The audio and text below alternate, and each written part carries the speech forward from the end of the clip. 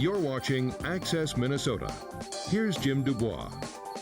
Artist Sonya Peterson explores delicate ecosystems and invasive species in her newest work. Access Minnesota learns more about her time as artist in residence at the Bell Museum and how it has impacted her work.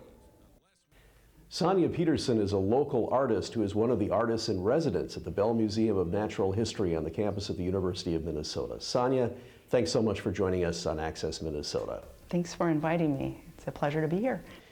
What made you interested in getting involved with the Bell Museum as their artist in residence?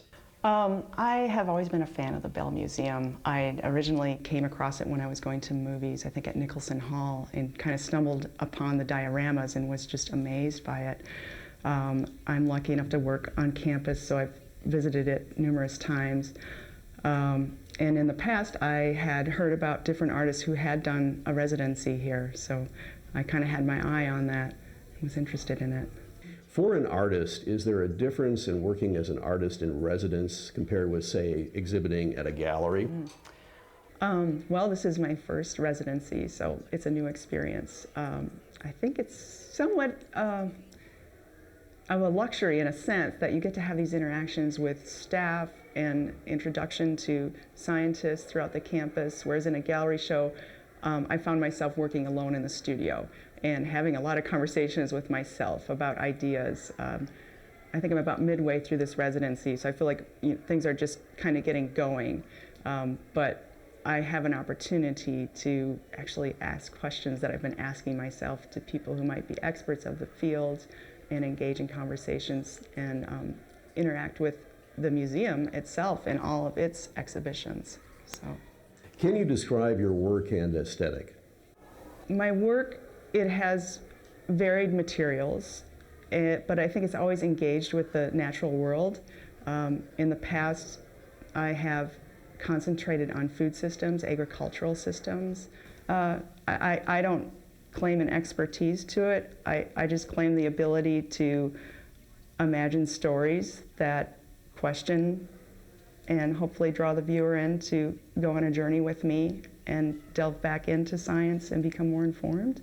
Sonya, tell us about the piece of art over your shoulder right now that viewers can see on the screen. Well, it's a medium-sized paper cut that I made. I started right away when I received the residency because I do take quite a bit of time. So they're hand cut by hand with an X-Acto blade.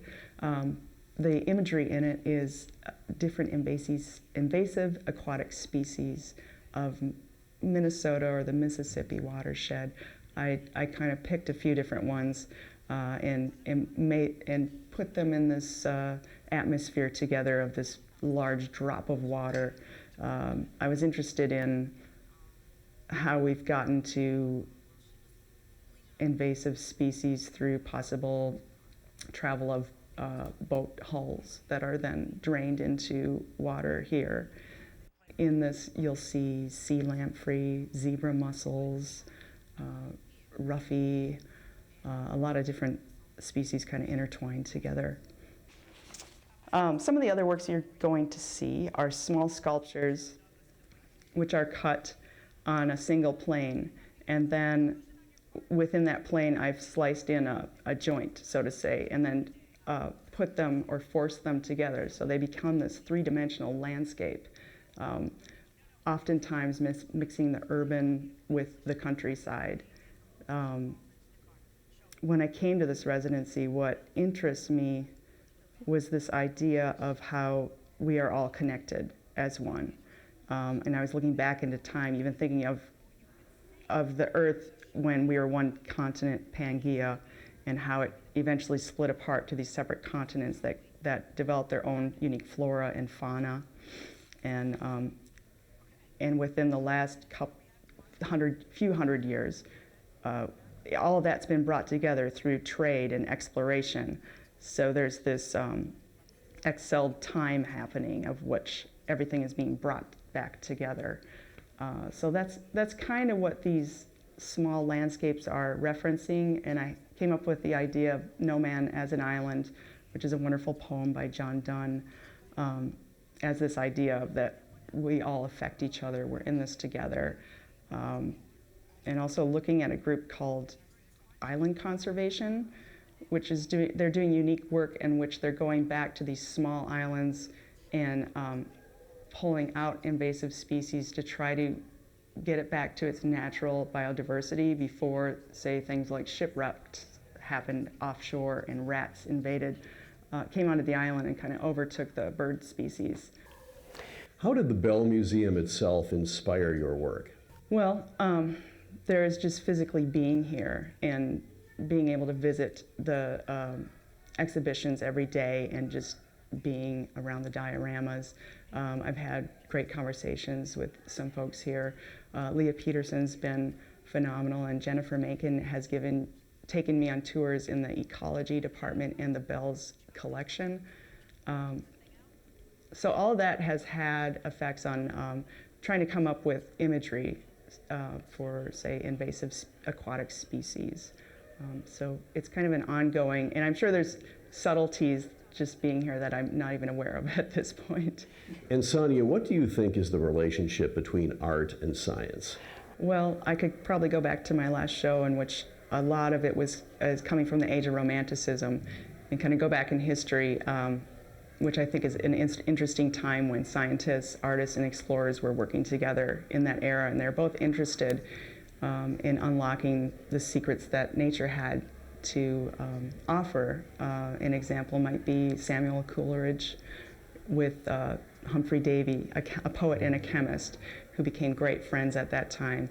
I think both are pushed on by imagination, by questioning, and a general curiosity for the world. Sonia, do you think viewers will see your art differently here at the Bell Museum than they would, say, at a traditional art gallery?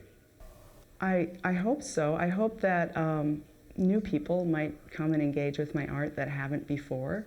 I think being in this setting certainly offers a different entry to it. And I hope that as they engage with my artwork, they might come back to the collection of the Bell Museum and kind of bring new junctures of imagination into it. Sonya Peterson is an artist in residence at the Bell Museum of Natural History at the University of Minnesota. Sonya, thanks so much for joining us on Access Minnesota. Thank you so much. It's a pleasure. That's all for this month's edition of Access Minnesota. We'll see you again next month. Thanks for watching. Access Minnesota. Issues that matter to you. Join us again next week as we bring you the newsmakers and stories that shape our everyday lives. Access Minnesota is produced by the Minnesota Broadcasters Association in cooperation with the University of Minnesota's College of Liberal Arts.